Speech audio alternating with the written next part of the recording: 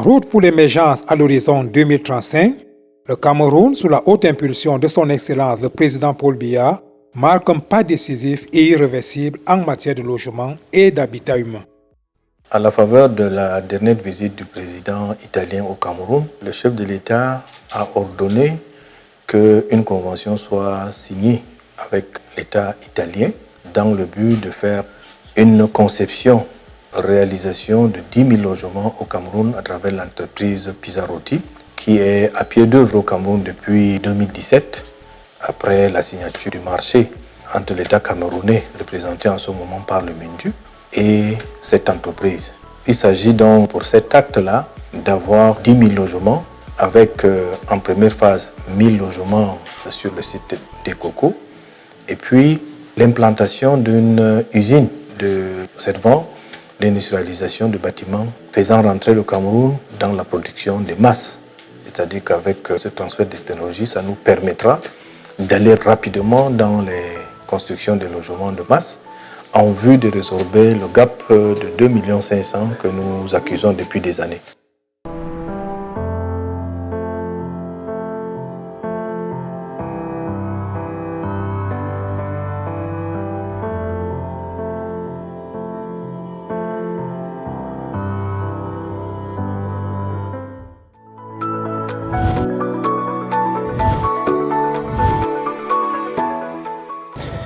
Ce projet structurellement accompagné par 3 éléments administratifs. Premièrement, il y a eu la signature d'un MOU.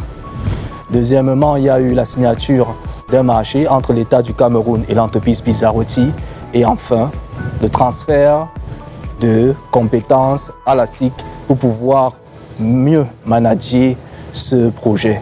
Et cela a été fait par l'impulsion du chef de l'État qui a confié dès mai 2021 la poursuite de ce projet à la Société immobilière du Cameroun.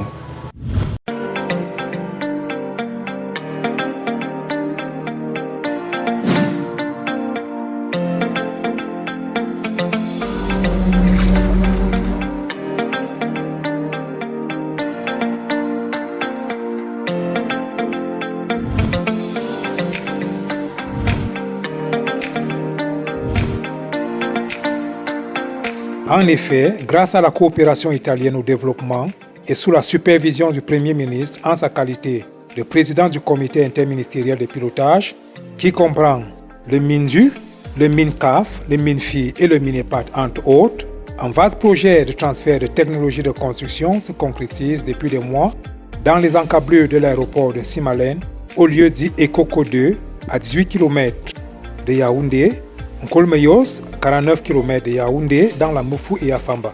Puis Zouatoupsi, à 16 km de Yaoundé et Ekanga, 41 km dans la Mefou et Akono, par l'implantation d'une usine de fabrication de matériaux et matériels accompagnant la mise à disposition de 10 000 logements sociaux avec équipements culturels y afférents.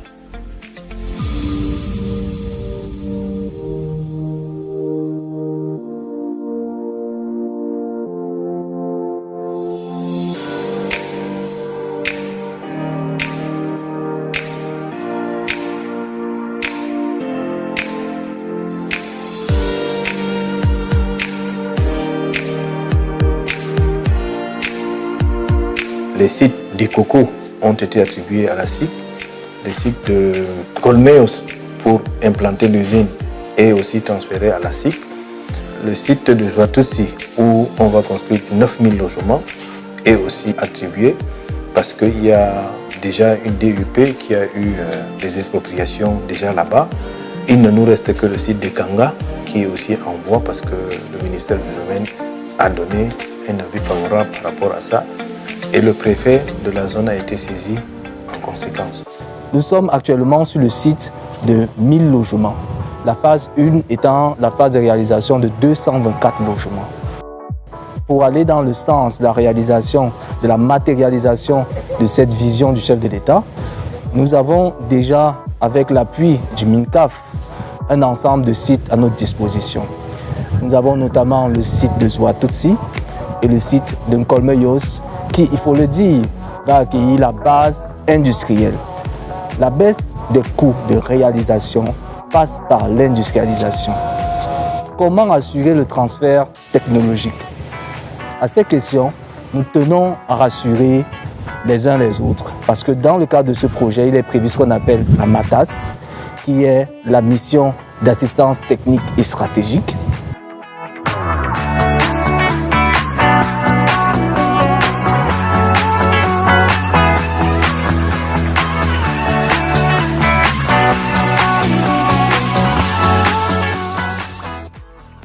De quoi réduire significativement la pénurie en la matière et garantir désormais à tout Camerounais l'accès à un logement décent.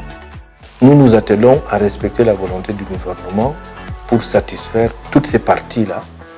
Il y a aussi les étudiants, les Bayam Salam.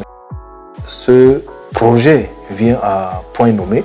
Nous allons faire d'ici la fin des travaux, classer aux oubliettes les problèmes que les Camerounais endurent, parce que de tout le temps, quand vous entendez les demandes en matière de logement, c'est énorme. Compte tenu du fait que le site d'Nkolmé nécessite des travaux d'aménagement, la SIC a donc demandé à l'entreprise de commencer les logements immédiatement. Donc, l'idée qui était à la base de faire les logements après la base industrielle a été modifiée pour la phase 1. Donc, d'abord, on fait les logements pendant qu'on construit la base industrielle, mais on fait juste 224 logements. Alors, comment ça va se passer donc pour cette phase 1 sur le site de Ekoko 2 où on se trouve ici? Il y a donc, dans la construction de la base industrielle, donc, en plus de préfabriquer en l'usine les éléments qui vont servir à la construction des logements, nous avons également des panneaux de coffrage en aluminium qui permettent de couler le béton in situ. C'est-à-dire qu'on va venir, une fois que le site sur lequel on veut construire le bâtiment, les bâtiments sont des bâtiments de 4 appartements par niveau, R+3. Une fois donc que la fondation de ce bâtiment va être réalisée, on pose des éléments de coffrage en aluminium, on pose la première peau, on ferraille, on met les aciers, on met tout ce qui est incorporation électrique et de plomberie, et ensuite donc, on ferme. Une fois que donc cela est fermé, on coule le béton, c'est un béton autoplaçant qui est liquide. On coule tout et le système qui a été fait, c'est qu'on va couler de façon monolithique tous les éléments verticaux et horizontaux.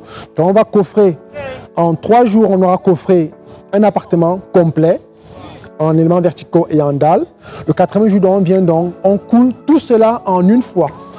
Une fois donc que c'est coulé, le lendemain, le 5e jour, on vient, on décoffre tout et on peut immédiatement le 6e jour continuer le coffrage au-dessus. C'est comme donc la maman à la maison, elle prépare donc un gâteau, elle prend un moule, elle met tous les ingrédients dans le gâteau, elle met au four et elle sort le gâteau déjà prêt. Donc ces coffrages ici servent de moule pour les éléments béton donc, qui seront donc à découvert.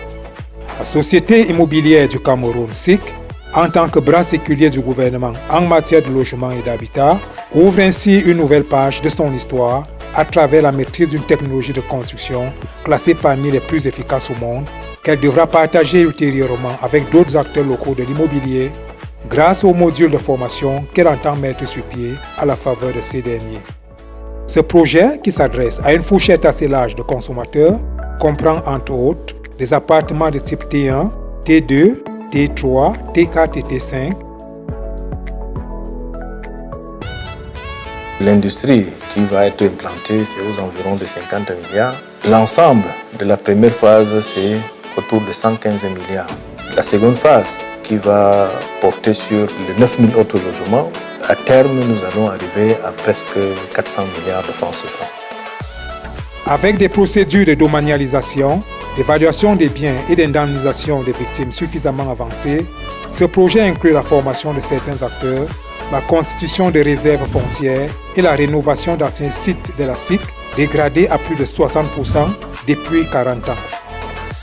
Poursuivant son brillant chemin selon un chronogramme qui prévoit dès la mi-mai 2022 l'évacuation de tout le matériel depuis le port autonome de Douala, le projet couvrira alors progressivement le territoire national à travers son implantation dans les autres capitales régionales pour ainsi faire de la promesse constante du chef de l'État, son Excellence Paul Biya, en matière de logement, une implacable réalité et une ouverture sur l'avenir radieux dont il rêve pour son peuple. Ça induira une valeur ajoutée à la société immobilière qui va fêter ses 70 ans. avec ce beau cadeau du chef de l'État. Ça permet de revoir la série de discours que le chef de l'État a prononcés depuis 2004 jusqu'à nos jours, que véritablement nous allons vers l'implémentation d'une véritable politique en matière de construction des logements sociaux au Cameroun.